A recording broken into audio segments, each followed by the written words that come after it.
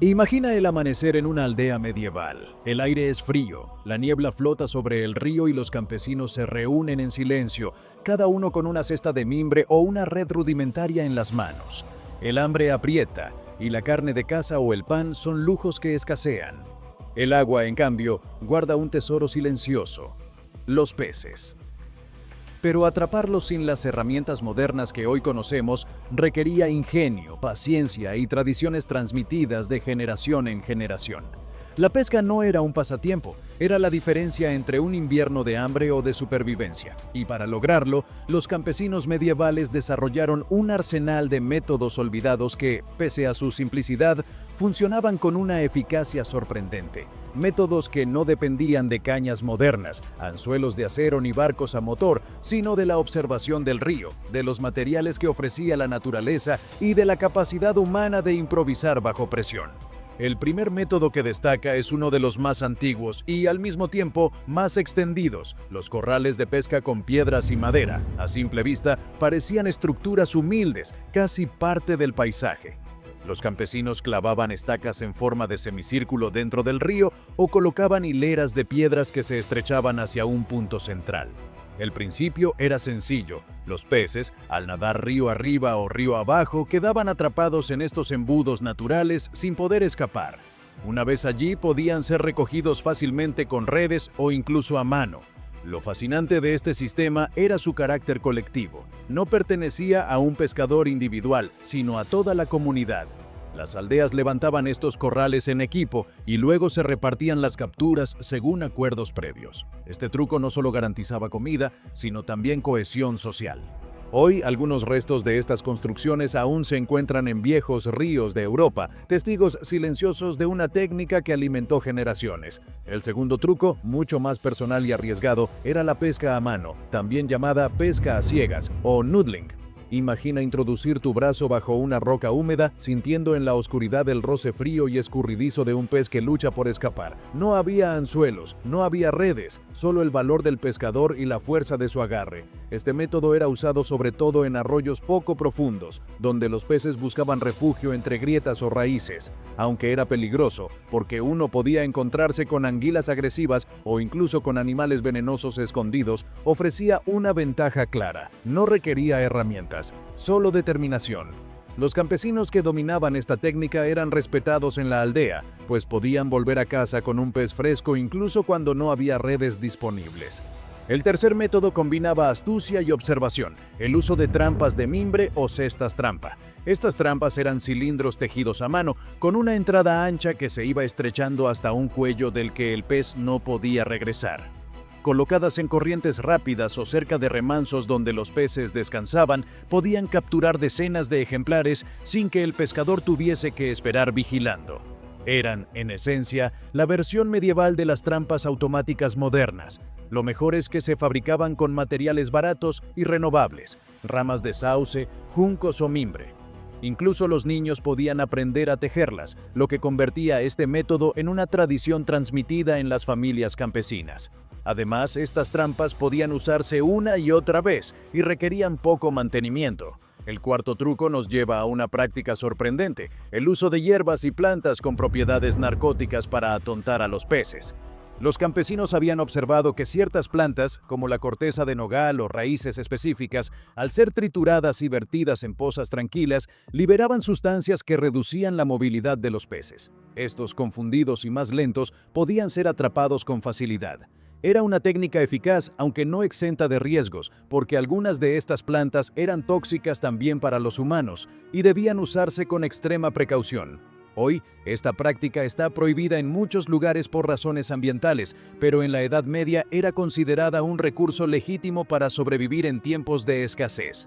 El quinto método se basaba en el fuego como herramienta de atracción. De noche, los campesinos llevaban antorchas o teas encendidas cerca de las orillas o sobre pequeñas barcas. La luz intensa en la oscuridad atraía a los peces hacia la superficie, desorientados y fascinados por el resplandor.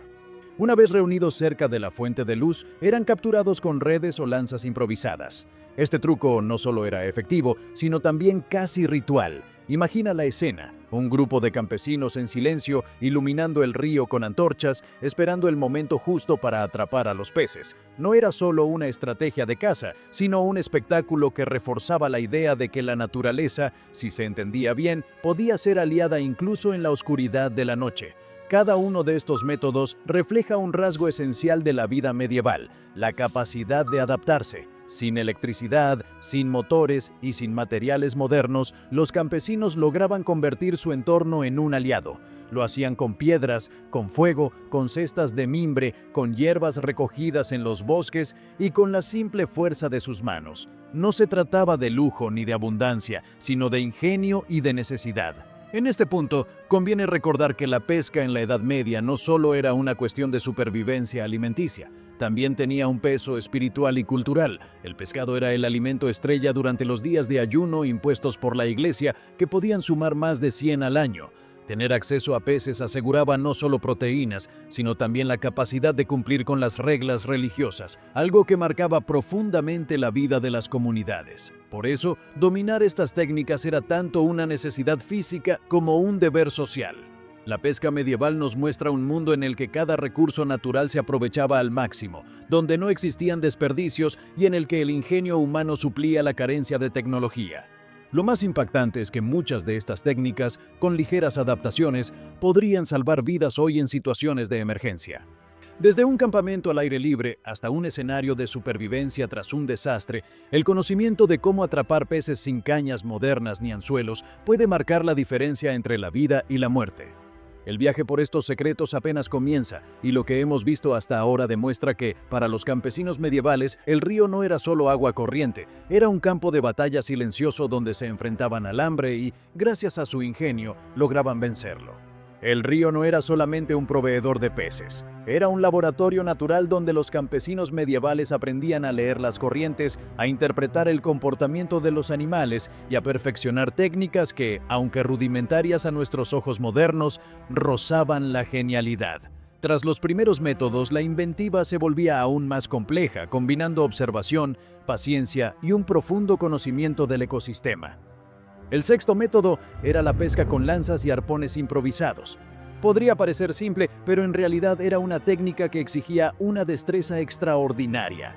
Imagina a un campesino de pie sobre una roca, sosteniendo una lanza de madera endurecida al fuego, observando el agua cristalina mientras un pez se desliza bajo la superficie. No había margen para el error. Un movimiento brusco del brazo, un reflejo de luz sobre el agua o un cálculo errado del ángulo podían significar perder la presa. Para dominar esta práctica se necesitaba entender la refracción, aunque no lo llamaran así. Los campesinos aprendieron que el pez que veían no estaba exactamente donde parecía estar porque el agua distorsionaba la posición. Era un método que mezclaba ciencia empírica con paciencia monástica. En algunas regiones, los arpones tenían varias puntas, diseñadas para aumentar la probabilidad de atrapar al pez. No solo servía para peces grandes, sino también para anguilas, que eran muy apreciadas como alimento. El séptimo truco se basaba en los canales y desvíos artificiales. Los campesinos excavaban pequeños brazos del río o desviaban corrientes hacia zonas más estrechas y controladas, donde colocaban trampas o redes. Este trabajo era agotador y requería la fuerza de toda la comunidad, pero el resultado era impresionante. Una trampa masiva que podía atrapar una gran cantidad de peces en cuestión de horas. En algunos casos, estos canales se construían cerca de molinos de agua, aprovechando la misma ingeniería que ya existía para mover piedras de moler grano. La idea era siempre la misma: reducir el área de movimiento del pez para hacerlo vulnerable. Este sistema podía mantenerse activo durante meses, convirtiéndose en una fuente casi estable de alimento. Era, en esencia, una piscifactoría medieval hecha con palas rudimentarias y trabajo en equipo. El octavo método muestra la inteligencia con que los campesinos utilizaban los recursos disponibles, el uso de aves entrenadas como los cormoranes para pescar. Aunque más conocido en regiones de Asia, existen registros de que esta práctica también se extendió de manera limitada en Europa medieval. Los campesinos ataban una cuerda alrededor del cuello del ave, lo suficientemente floja como para permitirle tragar peces pequeños, pero lo bastante apretada para evitar que pudiera tragar los grandes. El pájaro, lanzado al agua, cazaba con una eficacia impresionante y, al regresar al pescador, soltaba la captura. El vínculo entre ave y humano era fundamental. Sin confianza, el animal no regresaba. Esta técnica revela una visión diferente de la pesca. No se trataba solo de luchar contra la naturaleza, sino de colaborar con ella, entrenando a otras criaturas para participar en la supervivencia humana. El noveno truco no requería más que tiempo y conocimiento del entorno, la pesca por desecación de charcas o encierro estacional. En zonas donde el río formaba lagunas estacionales o charcos aislados durante la sequía, los campesinos simplemente esperaban a que el agua bajara. Los peces quedaban atrapados en pozas cada vez más pequeñas y, llegado el momento, eran recogidos con las manos o con cestos. Este sistema, aunque lento, era casi infalible y garantizaba alimentos sin gastar demasiada energía. Además, tenía una dimensión comunitaria. Los aldeanos solían programar estas cosechas de peces como eventos colectivos, una especie de festividad en la que todos participaban en la captura. Era una mezcla de paciencia, observación de la naturaleza y aprovechamiento de los ciclos del agua. El 10º método revela cómo incluso la construcción más simple podía convertirse en una trampa, los diques de ramas y barro. Al cruzar un río estrecho, los campesinos levantaban barreras improvisadas que reducían el flujo del agua y obligaban a los peces a concentrarse en puntos concretos. Allí los esperaban con redes, lanzas o cestas. Estos diques podían levantarse en cuestión de horas y, si se mantenían, garantizaban capturas continuas durante días. Lo sorprendente es que, aunque parecían estructuras frágiles, bien diseñadas, resistían las corrientes y se integraban en el entorno de manera casi natural. Muchas veces, los viajeros que llegaban a las aldeas apenas distinguían estos diques de un accidente natural del río. Lo interesante de estos 5 métodos es que demuestran hasta qué punto la vida medieval dependía de un equilibrio constante entre esfuerzo humano y recursos naturales. Los campesinos no tenían tiempo ni energía para arriesgarse con experimentos ineficaces. Cada técnica que sobrevivió lo hizo porque funcionaba, porque era transmitida de padres a hijos y porque garantizaba la supervivencia colectiva. Más allá de lo técnico, hay que imaginar el impacto social de estas prácticas. La pesca no era un acto solitario, sino una actividad cargada de significados. Los niños aprendían desde pequeños a reconocer los lugares donde el río escondía peces, a tejer cestas o a mantener el silencio necesario para no ahuyentarlos. Las mujeres participaban fabricando trampas, preparando redes o procesando el pescado para conservarlo, ya fuera secándolo al sol, ahumándolo en chozas improvisadas o salándolo cuando había acceso a la preciada sal. Los ancianos, aunque ya no podían lanzarse al agua, transmitían su experiencia, contando dónde solían aparecer bancos de peces durante determinadas estaciones o qué plantas del bosque podían usarse para atontar a los animales acuáticos. Otro aspecto fundamental es que estas técnicas no solo garantizaban comida inmediata, sino también reservas. Un buen día de pesca podía alimentar a una familia entera durante semanas si se conservaban las piezas de manera adecuada. En una época en la que los inviernos eran largos y duros y en la que las cosechas podían fracasar por una helada tardía o una plaga, tener pescado almacenado era literalmente la diferencia entre la vida y la muerte. La creatividad campesina se refleja también en los detalles. Por ejemplo, algunos pescadores utilizaban piedras calientes, previamente calentadas al fuego, que luego arrojaban a pequeñas charcas. El súbito aumento de temperatura obligaba a los peces a moverse de manera brusca, revelando su posición y facilitando la captura. Otros aprovechaban la luna llena, cuando el agua parecía más clara, para coordinar pescas nocturnas en grupo. Incluso se cuenta que, en algunos lugares, los campesinos usaban pieles de animales como flotadores para acercarse sigilosamente a zonas profundas sin levantar sospechas entre los peces. El legado de estas técnicas olvidadas es inmenso. Nos habla de un mundo en el que el ingenio suplía a la tecnología, en el que cada piedra, cada rama y cada planta podían transformarse en herramientas de supervivencia. Hoy, en nuestra sociedad hiperconectada, donde basta un viaje al supermercado para llenar la despensa, resulta casi inconcebible que durante siglos enteros millones de personas dependieran de estas artes humildes para seguir con vida. Y sin embargo, funcionaban. Imagínase a un niño medieval mirando cómo su padre clavaba estacas en el río para formar un corral de pesca, o a un grupo de aldeanos celebrando juntos la recolección de peces atrapados en un charco después de semanas de espera. Estas imágenes, que a nuestros ojos modernos parecen parte de un cuento, eran escenas cotidianas. Eran la realidad de un mundo en el que la naturaleza dictaba las reglas y en el que la única respuesta posible era la inventiva. Lo más impactante es que, con pequeños ajustes, muchas de estas técnicas podrían aplicarse hoy en situaciones extremas. Un superviviente perdido en un bosque, sin acceso a cañas de pescar modernas ni a carretes de metal, podría replicar un corral con piedras, tejer una cesta improvisada con ramas o incluso usar el reflejo de una antorcha para atraer peces en la noche. Estas estrategias, probadas durante siglos, siguen siendo válidas aunque hayamos olvidado su existencia. La creatividad campesina parecía no tener fin. Si algo distinguía a la Edad Media, era la capacidad de transformar la escasez en ingenio. Tras los métodos más conocidos, los aldeanos desarrollaron otros sistemas aún más sorprendentes, que revelan hasta qué punto la supervivencia dependía de la observación de la naturaleza y de la persistencia comunitaria. El 11º truco era la pesca con venenos naturales, aunque dicho así suene cruel o riesgoso. En realidad, se trataba de utilizar plantas que liberaban sustancias atontadoras para los peces, sin volverlos incomestibles. Entre las más comunes estaba la corteza de ciertas especies de nogal o raíces de hierbas locales, que al triturarse y esparcirse en charcas o remansos, liberaban compuestos que bloqueaban la respiración de los peces durante unos minutos. Esto no los mataba de inmediato, pero los hacía flotar, desorientados, y entonces podían recogerse con las manos o con cestos.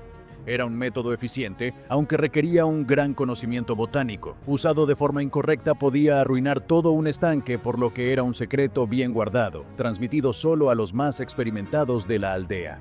En tiempos de hambre, este recurso significaba llenar cestas en cuestión de minutos, algo impensable con otros sistemas. El 12º y último método era el más sofisticado de todos: los viveros artificiales y la cría controlada de peces. A primera vista podría parecer una idea moderna, pero ya en la Edad Media los campesinos supieron construir espacios cerrados dentro de los ríos, alimentados por corrientes constantes, donde mantenían vivos a los peces capturados para consumirlos después. Eran estructuras hechas de troncos, piedras y ramas entrelazadas, diseñadas para dejar entrar el agua pero no a los depredadores. De esta manera, la aldea garantizaba tener siempre un suministro fresco sin necesidad de pescar cada día. En algunos casos, se elegían especies concretas para engordarlas y asegurar mayor cantidad de carne. Los monasterios perfeccionaron esta práctica, llegando a construir estanques de cría que aún hoy pueden encontrarse en ruinas cerca de antiguas abadías. Allí, la combinación de religión y disciplina convirtió a la piscicultura en una ciencia rudimentaria, pero muy adelantada para su tiempo. Estos dos últimos métodos cierran un abanico de prácticas que demuestran hasta dónde podía llegar la inventiva medieval. No eran trucos aislados, sino un sistema completo de supervivencia que abarcaba desde lo más simple, como atrapar peces con las manos, hasta lo más elaborado, como diseñar viveros permanentes. Pero más allá de la técnica pura, es importante detenernos en el contexto. La pesca medieval no era un lujo, era un salvavidas. En muchas regiones de Europa, especialmente durante los meses de invierno, el pescado se convirtió en la principal fuente de proteínas. No solo porque la caza era arriesgada y exigía armas costosas, sino también porque la Iglesia imponía numerosos días de abstinencia de carne en los que el pescado se transformaba en el único alimento permitido. Esto convirtió a la pesca en una actividad central, cargada de significado religioso y cultural. Un campesino que dominaba estas artes no solo alimentaba a su familia, sino que también se aseguraba de cumplir con las normas espirituales que regían la vida de su comunidad. La dimensión social de la pesca también resulta fascinante. Muchas de estas técnicas no podían ejecutarse en solitario. Requerían la fuerza de varias personas para levantar diques, excavar canales o coordinarse en jornadas nocturnas. Esa necesidad de cooperación fortalecía los lazos de la aldea. La pesca no era solo una manera de obtener comida, era también una excusa para reunirse, compartir historias y transmitir conocimientos. Mientras los adultos trabajaban en el río, los niños aprendían mirando y los ancianos aportaban sabiduría acumulada tras décadas de observación. Además, había un componente de justicia natural en estas técnicas. Los campesinos comprendían que no podían explotar los ríos sin medida. Si vaciaban una charca entera, debían esperar a la próxima estación para que volviera a llenarse. Si bloqueaban demasiado un cauce, podían arruinar la corriente de la que dependían para regar sus cultivos. La supervivencia estaba íntimamente ligada a la sostenibilidad, aunque no usaran esa palabra. La naturaleza era vista como una aliada, pero también como una fuerza que debía respetarse. Imagina la escena: un grupo de aldeanos trabajando al amanecer, clavando estacas en un río helado para formar un corral improvisado, las mujeres a un lado, preparando recipientes para conservar lo que se capture. Los niños, entusiasmados, corriendo de un lado a otro, buscando ranas y pequeños peces que saltan en la orilla. En medio de la dureza también había alegría. La pesca podía significar un banquete esa misma noche, algo que rompía la monotonía del pan duro y la sopa aguada que dominaban la dieta diaria. No todo era idílico, claro. Había disputas por los derechos de pesca, que en muchos lugares estaban controlados por señores feudales o monasterios. Los campesinos a menudo tenían que pagar tributos o entregar parte de sus capturas a cambio del permiso para usar el río. Aún así, siempre encontraban formas de burlar el sistema. Pescar de noche, ocultar presas en cestas camufladas con hierba o fingir que lo recolectado eran solo ranas y no peces. Esta tensión constante demuestra que la pesca era un recurso tan valioso que podía generar conflictos sociales. Otro aspecto que no puede pasarse por alto es el de la conservación. Una vez atrapados, los peces debían procesarse para que no se echaran a perder. El ahumado era la técnica más común, realizada en chozas pequeñas donde el humo impregnaba la carne y la volvía resistente al paso del tiempo. El secado al sol, cuando el clima lo permitía, era otra opción. Y, por supuesto, la salazón, aunque ésta dependía de tener acceso a la preciada sal, un bien caro y controlado por rutas comerciales. Cada método de conservación era tan importante como la captura misma, porque sin él, todo el esfuerzo de horas en el río podía perderse en cuestión de días. Hoy, al recordar estas técnicas, comprendemos que no solo estamos hablando de pesca, sino de cultura, resistencia y supervivencia. Cada truco olvidado es una ventana a un mundo en el que la inventiva campesina era la única defensa contra el hambre. Y aunque nuestra sociedad actual ha dejado atrás estas prácticas, su esencia sigue viva. La necesidad de adaptarse, de observar la naturaleza y de colaborar como comunidad son lecciones que trascienden el tiempo. Imagina que un día, en pleno invierno medieval, un campesino regresa a casa con un cesto lleno gracias a un vivero improvisado que construyó semanas atrás. Su familia lo recibe con sonrisas, sabiendo que tendrán alimento durante varios días. Esa imagen sencilla, multiplicada por millones de aldeas a lo largo de siglos, fue la que mantuvo con vida a Europa en los tiempos más oscuros. La próxima vez que contemples un río o un lago, piensa en esos campesinos medievales que, sin cañas modernas ni redes industriales, lograban sobrevivir con pura observación y creatividad. Sus técnicas, hoy olvidadas, son testimonio de una humanidad que supo ingeniárselas con lo poco que tenía. No se trataba de lujo ni de deporte, era una lucha diaria contra el hambre y la pesca era la mejor arma que tenían.